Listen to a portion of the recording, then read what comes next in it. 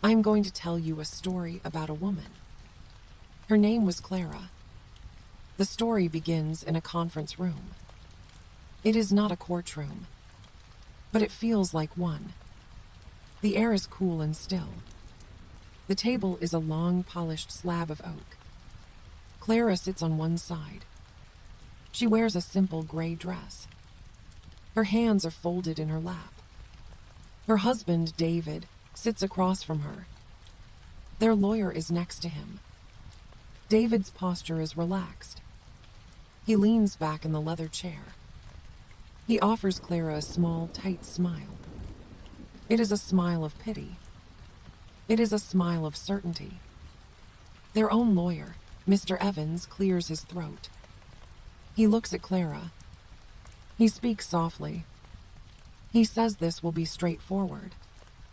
David has been the primary earner. The house is in his name. The investment accounts are managed by him. Clara's contribution as a homemaker is valued, but it is not quantifiable like a salary. He slides a document across the table. It is a settlement agreement. David has been generous, he says. He is offering a lump sum. It is enough for 2 years of modest rent. He is offering the smaller car. He is offering a portion of the shared savings account. The one Clara knows about. The one with $40,000 in it. David nods along. His eyes are on Clara. He is waiting for her to cry. He is waiting for her to plead. He is waiting for the hysterics. He has told Mr. Evans to expect them. Clara looks at the document. She does not touch it. She looks at David. Then she looks at Mr. Evans. She speaks. Her voice is calm. It is clear. It is lower than they remember. She says she would like to adjourn. She says she needs to consult her own counsel. David's smile widens. He expected this. A stall tactic. A last grasp at drama. He nods magnanimously. Of course, he says. Take a few days. But the offer is time-sensitive. It reflects current assets. Market fluctuations, you understand. Clara stands up. She thanks Mr. Evans for his time. She does not look at David again. She walks out of the room. Her heels make no sound on the carpet. The door closes with a soft click. David lets out a breath. He turns to his lawyer. He says she will come around. He says she has no idea how any of this works. He says she is scared. And she should be. Clara had been a support wife. That is the term she used in her own mind. For 17 years. David was a partner at a strategic finance firm. He advised other companies on mergers. He was an expert in asset consolidation and in reduction. Clara's role was clearly defined. She managed the home. She planned the dinners. She attended the charity galas. She smiled beside him. She made polite, intelligent conversation. Then she receded. She was a background element, a soft focus feature in the story of David's success. She had a monthly allowance. It was transferred to a checking account. It covered groceries. It covered household supplies. It covered her clothing. David reviewed the statements. He called them their budgeting sessions. He would point out inconsistencies. A coffee out with a friend. A book purchase that seemed excessive. He did not shout. He was never cruel. He was just corrective. He would sigh. He would say Clara did not understand cash flow. He would say she did not appreciate the pressure he was under. He would say financial discipline was a form of care. He was protecting their future. Their future was his future. Clara learned. She stopped buying coffee out. She ordered books from the library. She kept receipts in a small box. She presented them at their sessions. David would nod. He would say good. He would say progress. Over the years, her world became quieter. Her friends drifted. They found her distant. She often canceled plans. She said she was tired. She was not tired. She was budgeting her social energy. David found excessive socialization draining. He needed peace at home. So peace is what Clara provided. She was a ghost in her own life. A competent, pleasant ghost. She felt herself becoming faint. She felt her outlines blurring. But she did not panic. Panic was a luxury. Panic required energy she was conserving. For what, she did not know. Not yet. The first betrayal was not another woman. It was a spreadsheet. Clara needed to print a boarding pass. David's laptop was open on the home office desk. He was in the shower. She clicked the print icon. The printer whirred to life. A different document printed. It was a list of account numbers. Financial institutions she did not recognize. There were balances next to them. The numbers were large. Very large. The total at the bottom took her breath away. It was a sum that could buy their house 10 times over.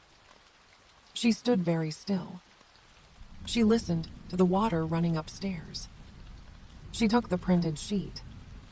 She folded it neatly. She placed it in the pocket of her cardigan. She printed her boarding pass. She closed the laptop. Her heart was not racing.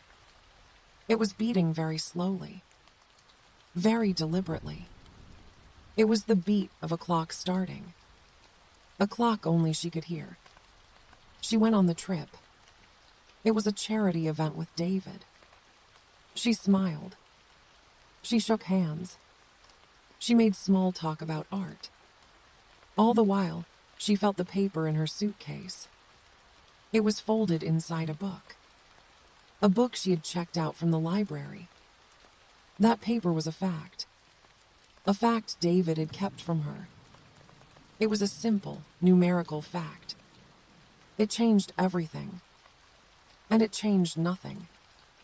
Everything had to appear the same. So she was the same. That night in the hotel room, David scrolled through his phone. He chuckled at something. Clara was brushing her hair. She looked at him in the mirror. She asked what was funny. He said it was nothing. A work group chat. They were planning a golf weekend. He said the guys were hilarious. Clara nodded. She continued brushing her hair. She counted the strokes. 50. 100. She thought about the spreadsheet. She thought about the golf weekend. She did not connect them. Not yet. She just filed them away. 2 separate facts. In a growing file. The second betrayal was quieter. It was a signature. David asked her to sign some papers. He said it was routine. It was a refinancing of the house. Interest rates were low. It would free up capital for investments.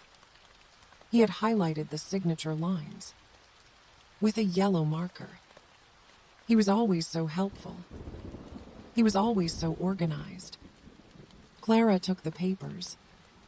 She said she would read them. David laughed. It was a warm, patronizing sound. He said of course she should. But it was just legalese. Boring stuff. He kissed her forehead. He said he had a call. He went into his study. Clara sat at the kitchen table. She read the document. It was dense. It was confusing. But she read it slowly. She did not skim. She saw the address of their house. She saw the loan amount. It was much larger than their original mortgage. Then she saw another section. It was titled Spousal Consent and Waiver. The language was clear. By signing, she acknowledged the loan was solely his obligation. But she also waived any future interest in the property. She would not be entitled to equity. Not from this refinance. Not from any future appreciation. She read it again. She read it a third time. The water in the kettle began to whistle. She did not move. She let it whistle. David came out of his study. He asked if everything was okay. He looked at the kettle. He looked at her. Clara looked up. She smiled. She said the print was just small. She asked for a pen. David handed her one. She signed on the yellow lines.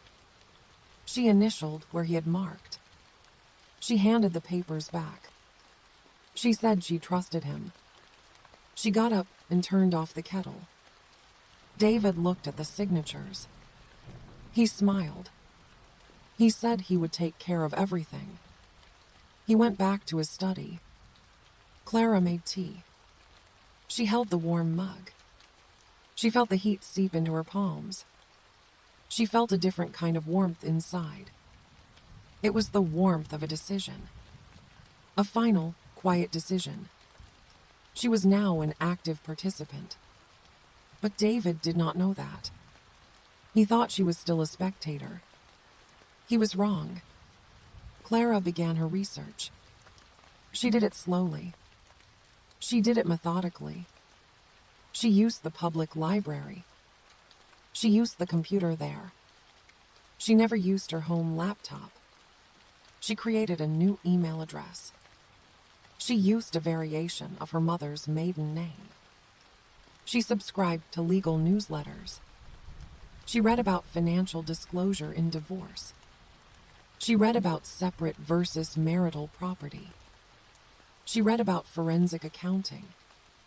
She took notes in a plain notebook. She wrote in a simple, clear hand. She did not write down her feelings. She wrote down laws.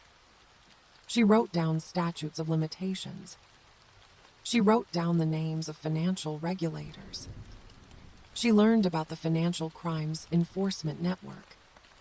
She learned about the IRS whistleblower program. She learned about community property states. They lived in one. This was important. Very important. All assets acquired during the marriage are jointly owned. With very few exceptions. David's secret accounts were acquired during the marriage. They were marital property. His name alone on the account meant nothing. The law was clear. Clara felt a strange calm. The law was just another system. It had rules. She could learn the rules. She had learned David's rules. Now she would learn a different set. She went to the library every Tuesday and Thursday. She told David she was volunteering. She said it was for a literacy program. She said it made her feel useful. David approved. It was charitable. It was quiet. It cost no money. It was the perfect cover. At the library, she did more than research. She began to copy documents. She had a small, thin scanner. It fit in her handbag. She scanned household bills. She scanned tax returns from their shared files. She scanned every financial statement she could find, even the ones David thought were mundane.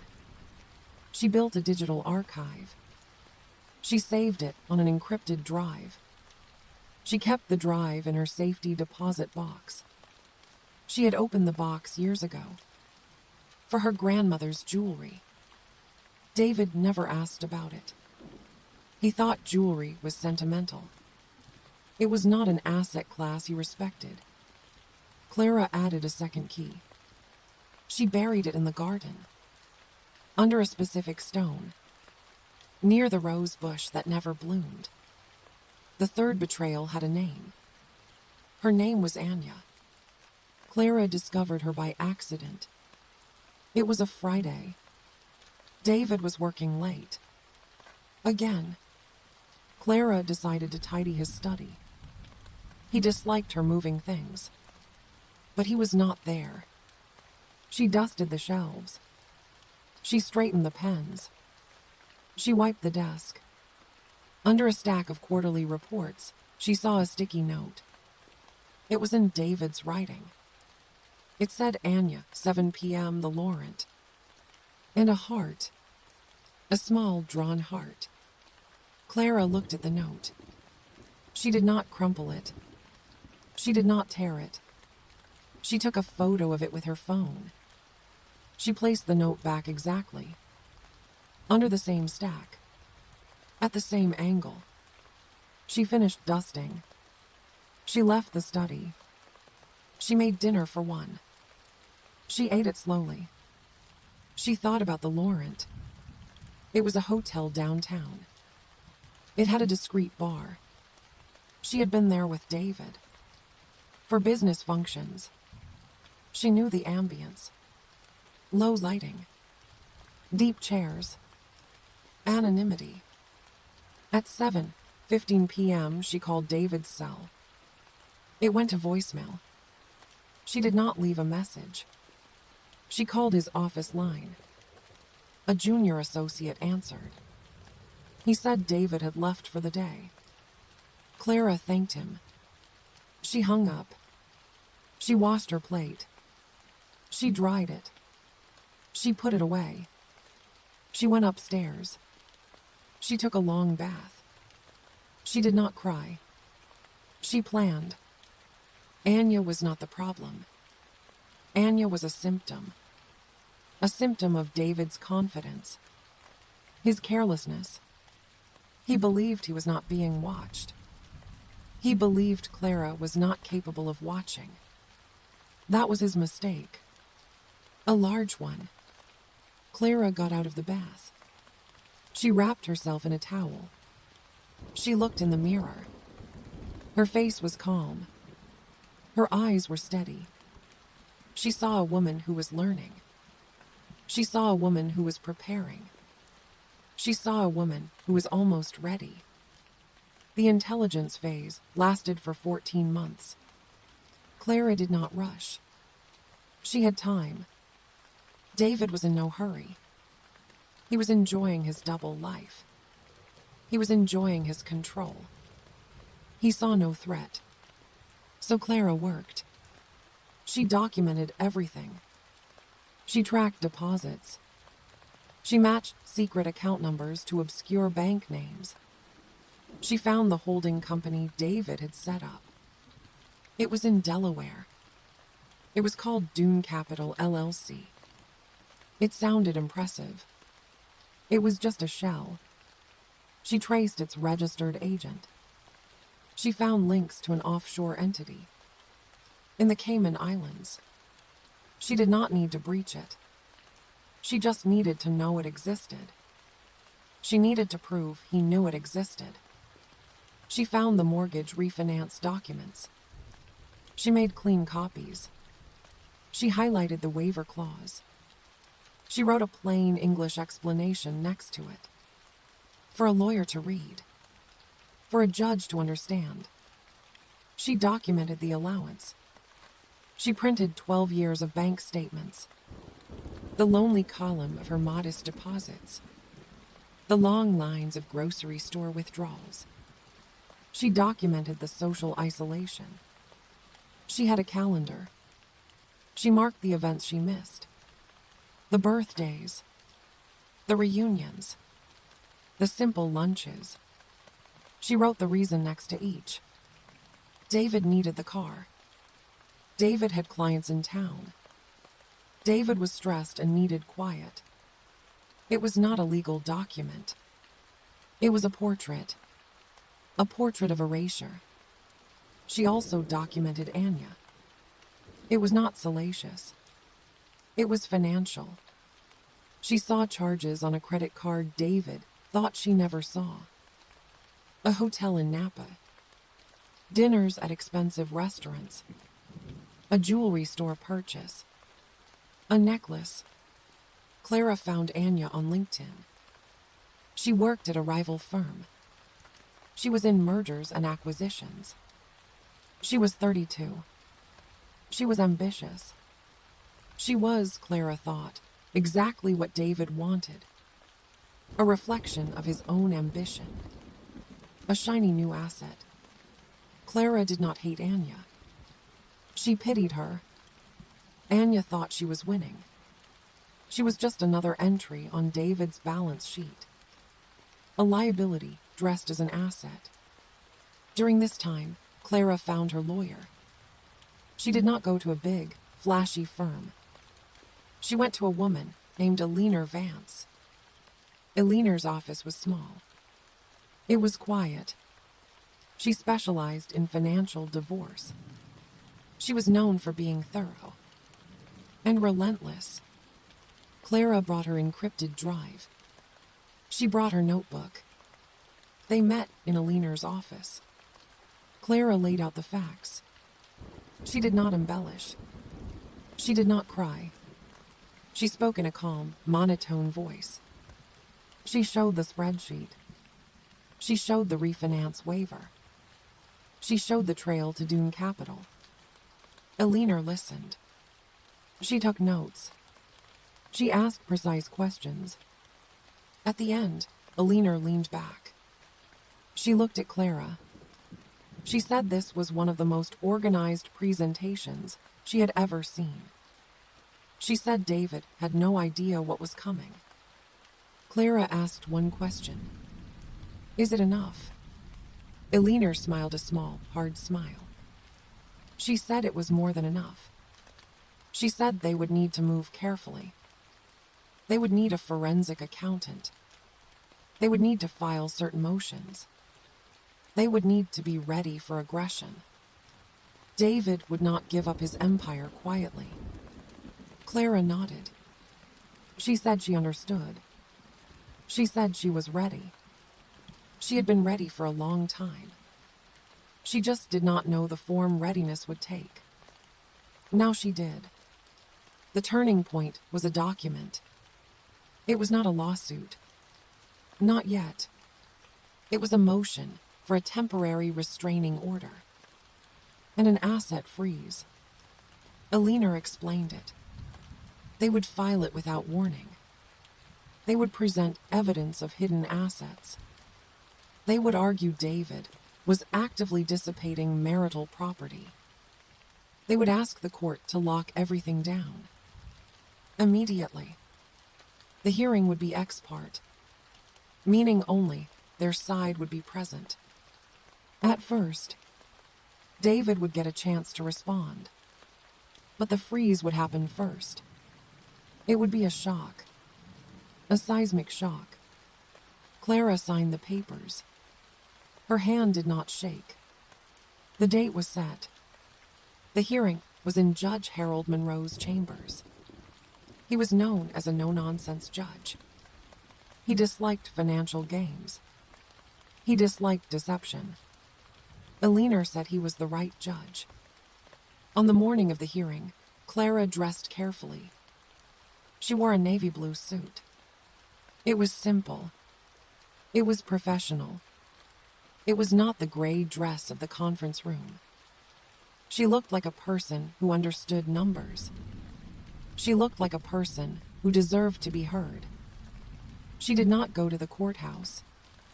Eleanor went alone. It was better that way. Clara waited in Eleanor's office.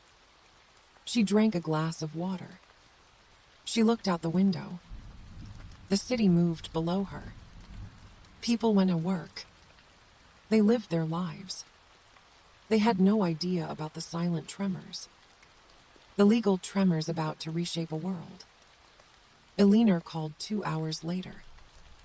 Her voice was crisp. She said it was done. Judge Monroe had granted the freeze. He had also scheduled an emergency hearing for the following week. David would be served today. At his office, Eleanor said the order was comprehensive. It covered all known accounts. It covered the house.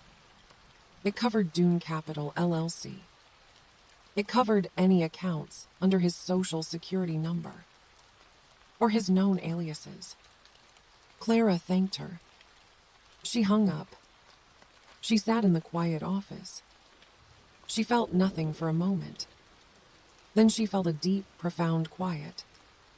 The clock she had been hearing for over a year. It stopped ticking. Now it was David's turn to listen to the silence. David called her cell phone 17 times. Clara did not answer. He left voicemails. The first ones were confused, then angry, then pleading, then furious again. His words were a storm. Clara listened to them all. She did not delete them. She saved them. They were evidence of his state of mind. They were useful. Eleanor had said to keep everything. David showed up at the house. He pounded on the door. Clara did not open it. She watched from an upstairs window. She saw his face. It was red.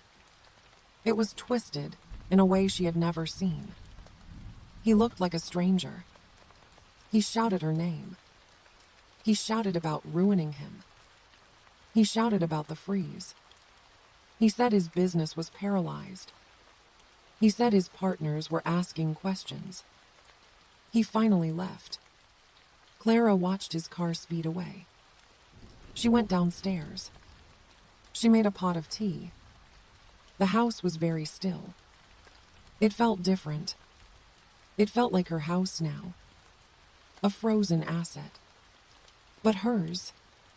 The emergency hearing was in a proper courtroom. It was small. It was wood-paneled.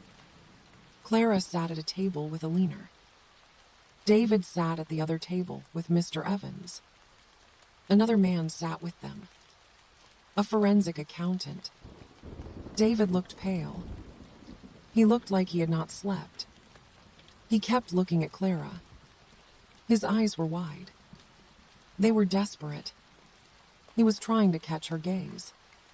She did not look at him. She looked at the judge. Judge Monroe entered. Everyone stood. He sat. He put on his glasses. He looked at the file. He spoke. He asked Eleanor to begin. Eleanor stood. She was calm. She was precise. She outlined the case. She spoke of 17 years of marriage. She spoke of financial control. She presented the allowance statements. She presented the refinance document with a waiver. She called it a predatory signature. She presented the spreadsheet. She presented the trail to the offshore entity. She said David Hathaway had engaged in a systematic campaign of concealment. He had attempted to divest his spouse of her legal interest in the marital estate. Judge Monroe listened. He took notes. He then looked at David's lawyer. Mr. Evans stood. He argued. He said Clara had signed the refinance knowingly. He said the accounts were David's separate property, from investments he made before the marriage. He stumbled on the details. The judge interrupted him. He asked for documentation of the premarital origin of the funds. Mr. Evans asked for time. The judge said he should have brought it today. The judge then asked about Dune Capital LLC. When was it formed? Mr. Evans consulted with David. He said 5 years ago. The judge looked at his file. He said that was during the marriage. He asked about the purpose of the offshore link. Mr. Evans said it was for international investments. Perfectly legal. The judge asked if Mrs. Hadaway was aware of these investments. Mr. Evans hesitated. He said she was not involved in the financial decisions.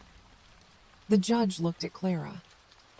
He asked her directly, "Were you aware of Dune Capital?"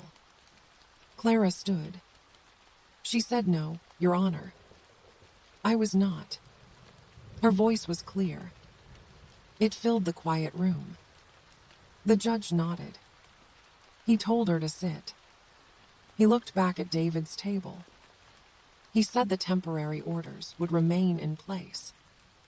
He ordered full and immediate financial disclosure from both parties, but he specified David's disclosure must include every account, domestic and international. He gave a deadline. 2 weeks. He said failure to comply would result in sanctions. He said he was appointing a neutral forensic accountant. The cost would be split from the marital estate. He then looked at David. He said something simple. He said this court does not look kindly on hiding the ball. The hearing was over. They all stood. The judge left. David rushed over to Clara's table. Eleanor stepped between them. David looked at Clara over Eleanor's shoulder. He whispered, "What did you do?" Clara finally looked at him. She did not speak. She just looked. Her gaze was calm. It was empty of the fear he expected. It was empty of the anger he could understand. It was just calm. It was the most unsettling thing he had ever seen. He stepped back. He turned. He walked out of the courtroom. His shoulders were slumped. For the first time, he looked small. The disclosure phase was a slow unraveling. David was forced to reveal everything. The secret accounts, the holding company, the offshore links. The forensic accountant, a meticulous woman named Linda, combed through it all. She found more. She found accounts Clara had not discovered. She found transfers to Anya. They were labeled as consulting fees. The sums were large. Linda connected the dots. She presented a report. It was hundreds of pages long. It showed a pattern of diversion. It showed a pattern of deception. The total hidden marital estate was staggering. Meanwhile, Clara's disclosure was simple. Her allowance account, her small savings, the safety deposit box with her grandmother's jewelry, her volunteer schedule. It took 3 pages. The contrast was stark. One spouse was a labyrinth of financial secrecy. The other was an open, sparse field. The legal process moved forward. Depositions were taken. Clara gave hers over 2 days. She answered every question honestly. She was calm. She was factual. She did not volunteer extra information. She did not attack David. She just stated what was. David's deposition was different. He was evasive. He was irritable. He claimed not to remember details. He blamed Clara for not taking an interest. His lawyer often had to intervene, to calm him down, to rephrase questions. It was not going well. Through it all, Clara lived in the house. David was ordered to pay the mortgage and bills. He did so from a now-monitored account. He was also ordered to pay Clara temporary support. It was a calculated amount, based on his true income. It was more money than she had seen in a decade. She opened a new account. She deposited the checks. She did not spend wildly. She bought better groceries. She bought a new coat, a practical, warm coat. She continued her library visits. But now she read novels. She had forgotten how much she loved them. The public exposure happened gradually. Then all at once, David's firm conducted an internal review. It was standard in cases of personal financial litigation. They saw the freeze order. They saw the allegations of hidden assets. They saw the transfers labeled as consulting fees to an employee of a rival firm. Anya was fired first. Her firm did not appreciate the conflict, the appearance of corporate espionage, even if it was just a cover for an affair. It was messy. They disliked mess. David was placed on administrative leave. Then his partners asked him to resign. They said the distraction was bad for business. They said his judgment was in question. How could he advise clients on asset management when he was so bad at managing his own, or so dishonest about it? David fought it. He said it was a private matter. He said Clara was vengeful. He said she had fooled everyone. His partners did not listen. They had seen the court documents. They were not fools. David resigned. The news spread through the industry. It was a juicy piece of gossip. The powerful merger's man, brought down by his quiet wife. People whispered. They said they always knew she was smarter than she seemed. They said David had been arrogant. They said he deserved it. Clara heard none of this directly. But Alina heard. She told Clara the narrative was favorable. Clara was not the gold digger. She was the wronged wife. The intelligent planner. The one who played the long game. David's social life evaporated. Their so-called friends picked sides. Most picked Clara's side. Or they picked the side of quiet discretion. They distanced themselves from David. He became a ghost of his former self. He moved into a rented apartment.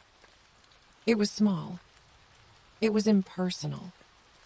He lived on the funds the court allowed him. It was a fraction of what he was used to. He was learning a new form of budgeting. It was called necessity. The final settlement conference was in the same building as the first, but a different room. This room was smaller. David was there with a new lawyer. Mr. Evans had withdrawn, citing a difference in strategy. The new lawyer was older. He looked tired. Clara and Alina sat opposite them. The mediator read the terms. The house was marital property. Its equity would be split 50-50, despite the refinance waiver. The waiver was deemed unconscionable, signed under a presumption of unequal knowledge. All disclosed accounts were marital property. They would be split 50-50. This included the offshore assets. Dune Capital LLC was dissolved. Its assets rolled into the marital pot. The retirement accounts were split. David would keep his business contacts. His reputation was his own problem. Clara would receive an equalization payment, a very large one. It was to compensate for the years of controlled finances. It was to provide her with security. She would also retain spousal support for a period of 5 years. It was not alimony for life. It was a bridge to her own independence. David listened. He did not protest. He looked at the table. He signed where his lawyer pointed. He signed away the empire he had built in secret. He signed it back into the partnership he had tried to dissolve. The marriage was already legally dissolved. This was just the division of spoils. or the restoration of equity. Clara signed her pages. Her signature was the same as always. Neat, legible, unhurried. It was over in 40 minutes. They stood. David finally spoke to her. He did not look at her. He looked at the wall behind her. He said he hoped she was happy. Clara did not answer. There was no answer that mattered. She picked up her copy of the settlement. She placed it in her bag. She walked out with Alina. They took the elevator down. In the lobby, Alina turned to her. She said Clara had been the perfect client. She said she wished all her clients were so prepared, so patient. Clara thanked her. She said Alina had been the perfect guide. They shook hands. A firm, professional handshake. Then Clara walked out into the afternoon sun. She took a deep breath. The air tasted free. It tasted of nothing in particular. It just was. Clara did not buy a mansion. She did not take a world cruise. She sold the house. It held too many quiet rooms. Too many echoes. She took her half of the proceeds. She combined it with her equalization payment. She bought a small, modern apartment. It had a view of the river. It had 2 bedrooms. One for her. One for an office. She enrolled in university. Online courses. She studied data analytics. She was good with patterns. She was good with silent observation. These were skills. Marketable skills. She got a part-time job. It was at a nonprofit. They managed donor databases. They appreciated her meticulous nature. She made a new friend there. A woman named Sarah. They had lunch sometimes. They talked about books. They talked about nothing important. It was lovely. A year after the divorce was final, Clara received a letter. It was from the IRS whistleblower office. Her anonymous tip about undisclosed offshore assets. It had been validated. David had been forced to settle with the IRS. He had paid substantial penalties. A percentage of those penalties was awarded to Clara. As the whistleblower, it was a significant sum. It arrived without fanfare. A direct deposit. Clara looked at the balance. She felt a faint smile on her lips. It was not a smile of triumph. It was a smile of closure. The last loop was closed. The last secret had found its daylight. She transferred a portion to a new investment account. She donated a portion to the literacy program at the library. The real one. She kept the rest. She was, by any measure, a wealthy woman. She did not feel wealthy. She felt secure. That was better. I am telling you a story about a woman. Her name was Clara. The story ends where it began. In a room. But this room is her own. It is her apartment. The evening light is coming through the windows. It turns the river gold. Clara is sitting in a comfortable chair. She has a book in her lap. She is not reading it. She is watching the light change. She is thinking of nothing in particular. She is thinking of the quiet. It is no longer the quiet of suppression. It is the quiet of peace. It is a quiet she built herself. With patience. With intelligence. With calm, relentless observation. She thinks of David sometimes. She hears he is struggling. He took a job at a smaller firm. He has a smaller life. She feels no hatred for him. She feels no pity either. He is a fact of her past. a fact she is fully accounted for. The phone does not ring. No one demands her time. No one corrects her spending. She is alone. But she is not lonely. She is complete. The light fades from gold to blue. Clara picks up her book. She finds her page. She begins to read. Her breathing is slow. Her heart is steady. It is just a heart now, not a clock. It beats its own rhythm. A quiet, enduring rhythm. For no one but herself. And that is enough.